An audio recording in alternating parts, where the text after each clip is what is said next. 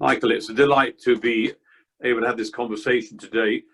You and I have had many conversations, particularly about the Times and also about the Archbishop's visits in which you've accompanied him on occasion.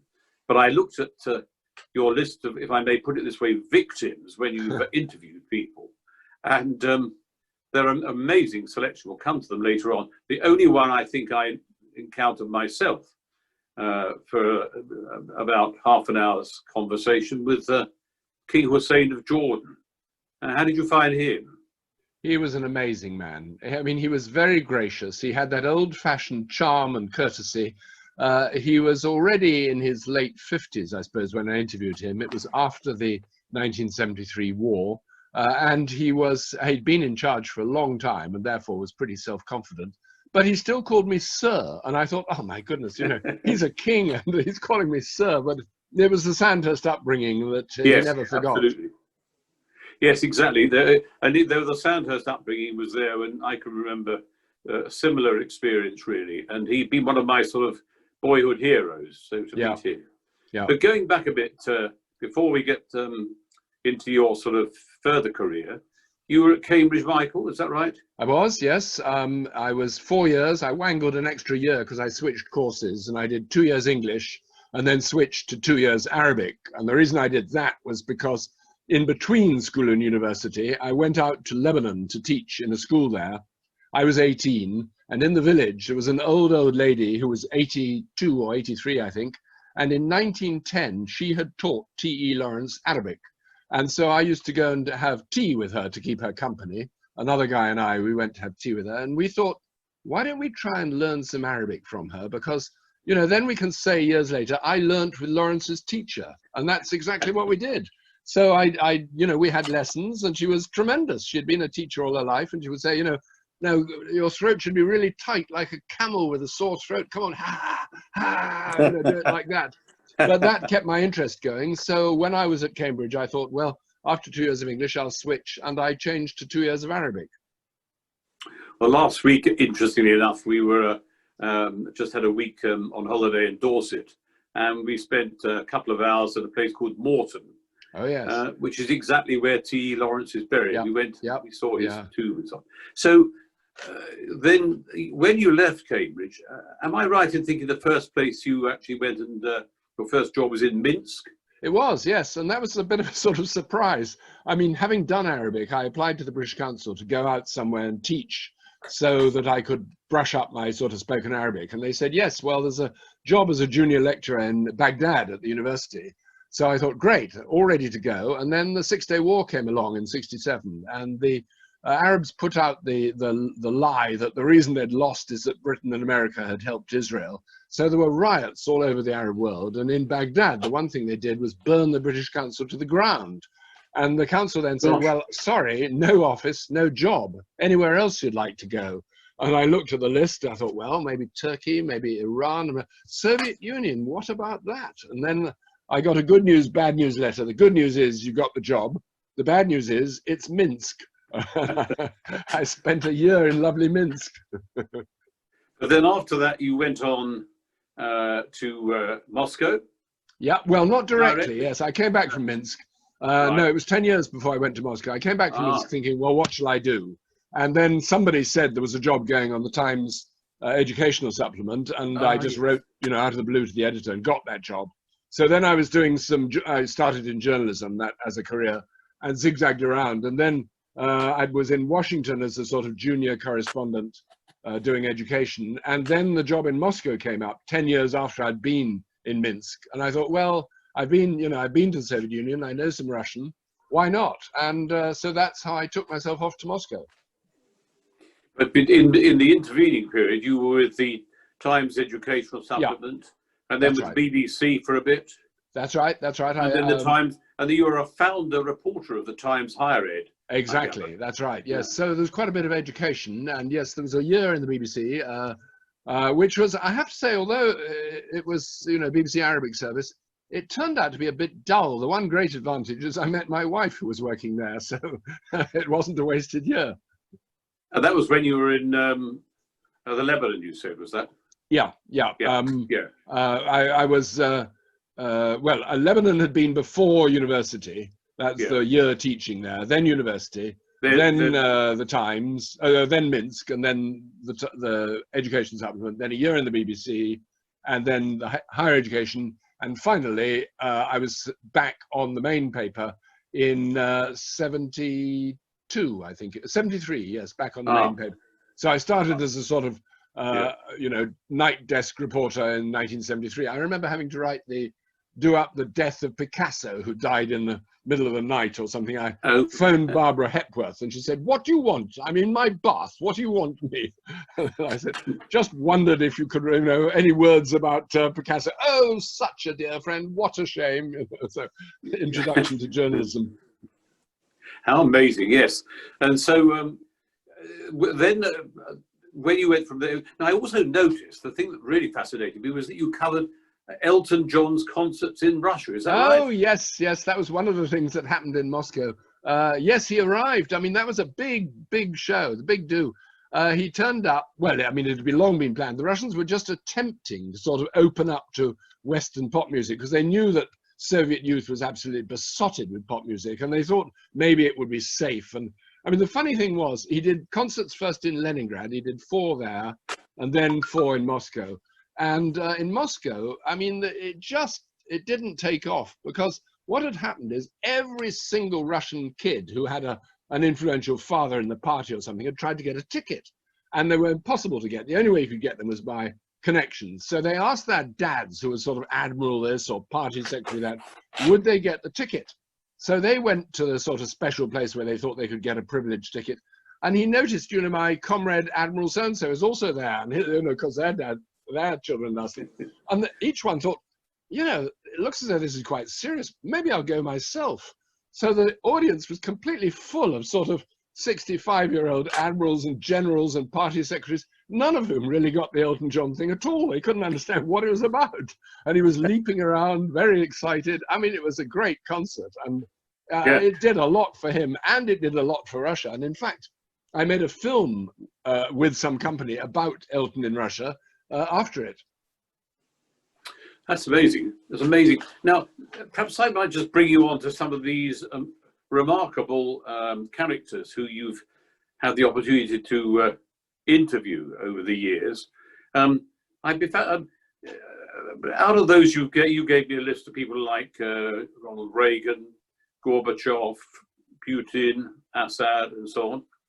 I mean, if you were picking out one of those, I mean, some of them rather rogues, I would have said. Oh, yes. But there you are. If you're picking out one of those, who did you find the most interesting of all? Gosh, well, I suppose one of the most charming, believe it or not, was Reagan. And he was we only had a short, you know, half-hour interview together with 3 other European correspondents just before the American bombing of Libya, when Gaddafi was there. And he was trying to sort of sweet talk the Europeans. And he was primed, so he had the answers. We were told only talk about that issue, the Middle East. And afterwards, we had sort of 5 minutes chit-chat with him. And he was really charming. You know, he looked you in the eye. He asked, you know, how long you've been in Washington and what's it like? And I thought, what a nice guy. And after I left, I knew that 5 minutes after I left the Oval Office, he wouldn't have remembered who on earth I was. But he just gave that impression for the time that he was warm and listening to you. And I thought, that's the secret of his charm. I've had much more time with people like King Abdullah of Jordan. I mean, he's pretty smart and pretty sharp. And I've had about 4 or 5 interviews with him, which have been very interesting. And I asked him about Assad, and he had a very wise remark. He said, you know, the problem for Assad is that he's a prisoner in his father's own prison. And that's exactly what's happened. I did actually interview Assad. He was also charming, but that's when he was not a rogue. That's when he was still just starting. And it looked as though he might be a reformer. And he was about to go and meet Tony Blair. And his wife, of course, who was very lovely and very charming and British born, she was there as well. And, you know, it was very nice. And it's just sad that the guy has just become a prisoner, indeed, of the tyrants, of the horrible people around him.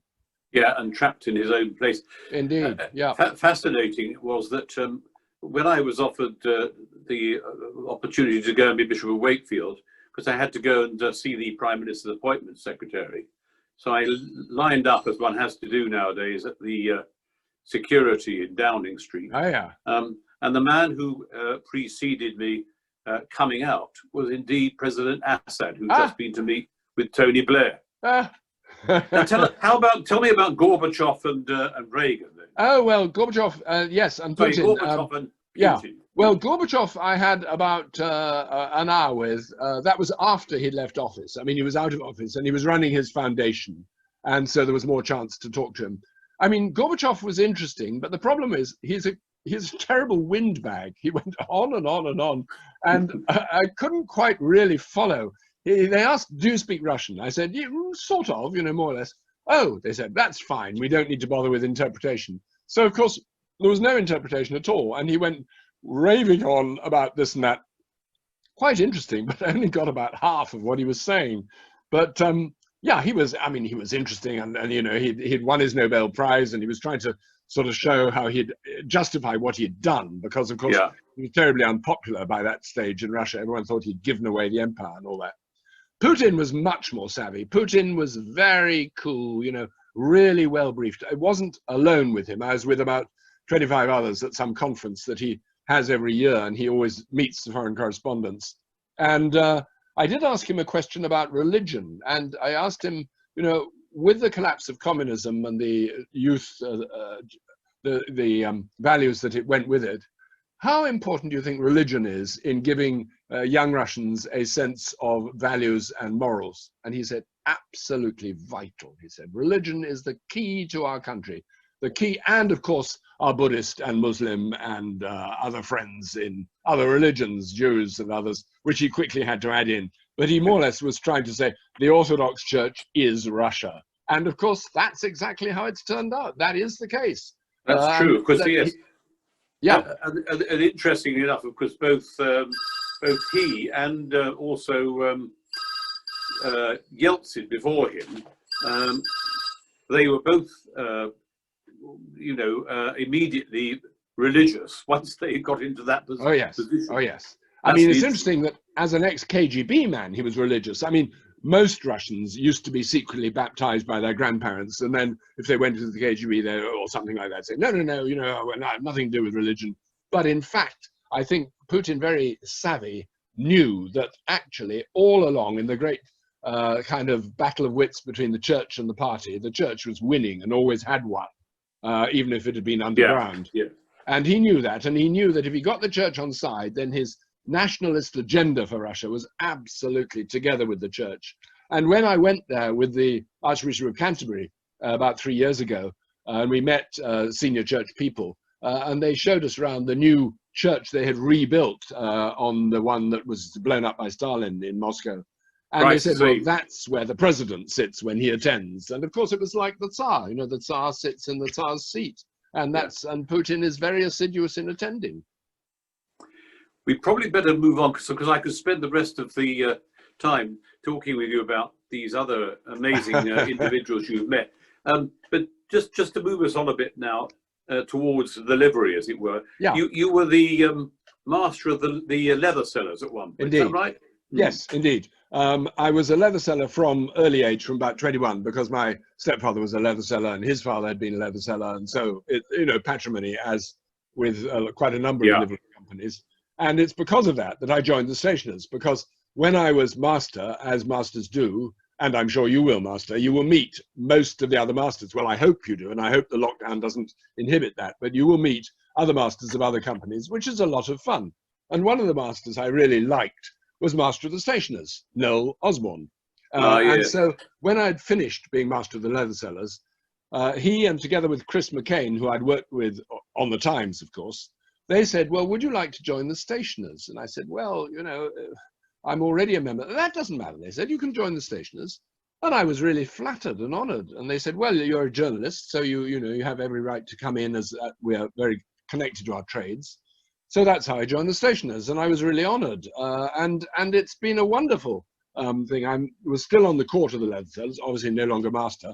Now I've reached that magic age where you fall off the cliff in both companies.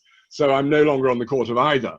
But obviously there have been connections, lifelong connections with the leather sellers, and almost 10 years happy connection with the stationers. Well, Michael, yes, I wondered how that had come about. That's really interesting, and we're very fortunate to have so many links with the Times, through, as you said, Chris McCain and others. Yeah. Um, And yourself, I think, who writes an excellent column, and keep writing, well, Master. from time to time, yes, absolutely. When the spirit moves me, as they say. Yes, I did actually. My great pride, I just want to say, my great pride was getting Alison Joyce to write for us as well. You know, the stationer's chaplain. That was very good. Yes, that was very good. And she writes jolly well, and I've been encouraging her to write more, and she has, and she's very good. Well, she's a good theologian too. She's great expert on Richard Hooker, who in some ways is often seen as the founder of Anglicanism. Well, it's been marvellous. Thank you so much, Michael. I mean, we're really pleased that your encounter with Noel Osborne brought you to the station. Oh, thank you. You've given us an enormous amount, and thank you so much for this really great fun conversation. Thank you, Master. It's been great fun. Thank you.